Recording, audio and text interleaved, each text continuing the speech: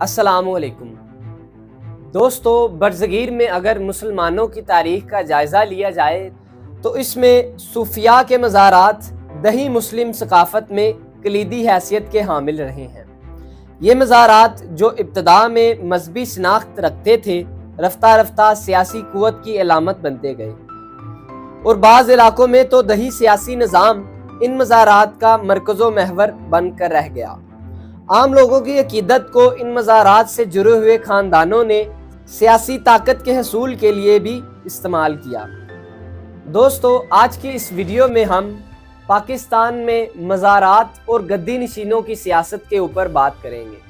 ہم تفصیلاً ان کی ہسٹری کو دیکھیں گے کہ کس طرح سے ان گدی نشینوں اور مزارات کی سیاست انوالو رہی ہے، اور ان گدی نشینوں اور مزارات سے منسلک لوگ جو پاکستان کے 2024 کے عام انتخابات میں حصہ لے رہے ہیں ان کے بارے میں بات کریں گے، اور ساتھ ہی یہ دیکھیں گے کہ کیا گدی نشینوں اور مزارات کی سیاست کا رجحان پاکستان میں کم ہو رہا ہے اور اس کی کیا وجوہات ہیں۔ تو ویڈیو کا آغاز کرنے سے پہلے آپ دوستوں سے گزارش کی جاتی ہے کہ آپ ہمارے چینل واٹس نیو کو سبسکرائب کریں اور ساتھ میں دیے گئے بیل آئیکن کو پریس کرنا مت بھولیے تاکہ ہماری نیکسٹ آنے والی ویڈیوز آپ تک بآسانی سے پہنچ سکے۔ تو چلیے ویڈیو کا آغاز کرتے ہیں۔ تاریخی حوالوں کے مطابق مغل بادشاہت نے معروف مزارات سے منسلک خاندانوں کو مراد سے نوازا، اور جب برصغیر پر انگریزوں کی حکمرانی کا دور آیا تو ایسے خاندانوں کی اہمیت مزید بڑھ گئی، اور ان کو دی جانے والی مراد اور جاگیروں میں بھی بے پناہ اضافہ ہوا۔ برصغیر میں مزارات اور گدی نشینوں کی سیاست کے اوپر ایک ہسٹورین ڈیوڈ گل مارٹن نے کچھ یوں لکھا ہے کہ برصغیر کے اندر مغلیہ سلطنت کے ساتھ ان مزاروں اور گدی نشینوں کے کافی زیادہ مضبوط روابط قائم تھے۔ مغلیہ سلطنت ان گدی نشینوں کو وقتاً فوقتاً زمینیں اور جاگیریں عطا کرتی رہتی تھی۔ اس کے علاوہ ملتان کے قریشی خاندان کو گورنر کا عہدہ بھی مغلیہ سلطنت کی جانب سے سونپا گیا تھا، اور جب برصغیر میں مغلیہ سلطنت ختم ہوئی اور انگریزوں نے ٹیک اوور کیا تو انہوں نے بھی اسی سٹیٹس کو برقرار رکھتے ہوئے ان مزارات اور ان کے متولیوں کو اس وقت کے سیاسی نظام کا حصہ بنایا، اور ان مزارات اور متولیوں کو اسسٹنٹ کمشنر اور اس وقت کے انگریز افسروں تک رسائی حاصل تھی تاکہ وہ علاقے میں اپنا اثر و رسوخ قائم کرے اور ساتھ میں انگریزوں کے ساتھ اپنی وفاداری نبھاتے ہوئے ایک سیاسی نظام کے اندر کام کریں۔ ان مزارات اور گدی نشینوں کی انگریزوں کے ساتھ لویلٹی کا اندازہ آپ اس بات سے لگا سکتے ہیں کہ جب برصغیر میں تحریک خلافت کا آغاز ہوا تو انہی گدی نشینوں اور مزارات کے متولیوں نے انگریز حکومت کا ساتھ دیتے ہوئے تحریک خلافت کے خلاف فتوے جاری کیے اور اپنے مریدوں کو اس تحریک سے دور رہنے کا حکم دیا۔ ہسٹورین آئی اے ٹالبٹ اپنے ایک ریسرچ پیپر میں یہ لکھتے ہیں کہ 1937 کے الیکشن میں یونینسٹ پارٹی نے 14 گدی نشینوں کو اپنے ساتھ ملایا اور پھر پنجاب کی 75 مسلم نشستوں میں سے 73 پر کامیابی حاصل کی۔ وہ مزید یہ لکھتے ہیں کہ 1946 کے الیکشن میں مسلم لیگ نے بھی انہی گدی نشینوں کی حمایت حاصل کی اور الیکشن لڑا، اور دین ریزلٹس کے بعد مسلم لیگ نے کرنال، جہلم، جنگ اور ملتان جیسے اضلاع میں بڑی کامیابی حاصل کی، جو کہ ان مزارات اور سجادہ نشینوں کی مدد کی وجہ سے ہوئی۔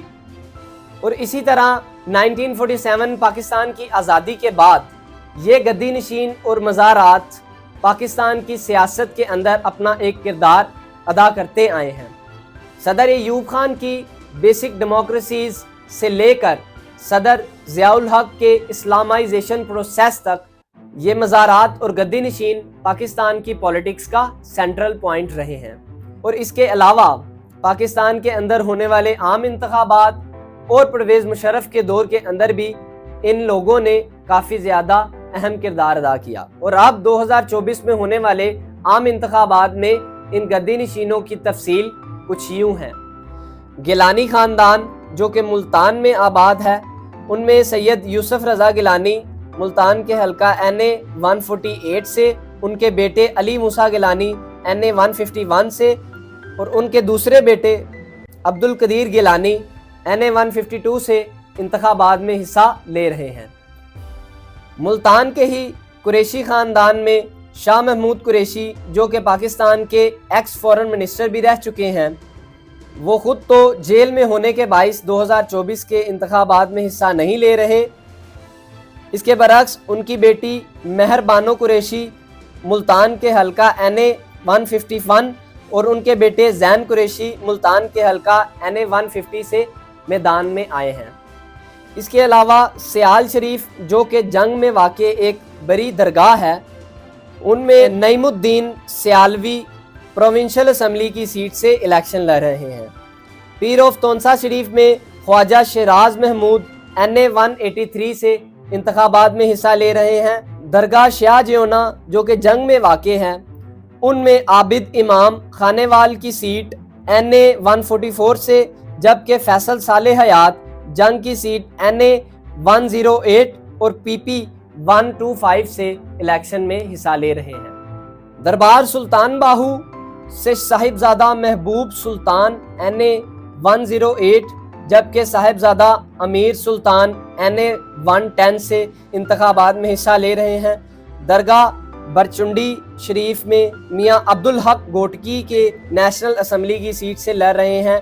पीर ऑफ रानी खैरपुर में सैयद नियाज हुसैन शाह NA 204 से लड़ रहे हैं। इसके अलावा NA 203 पर सैयद सरदारुद्दीन पीर पगारा के, जिनका मुकाबला सैयद फजल अली शाह पीर ऑफ रानी से है।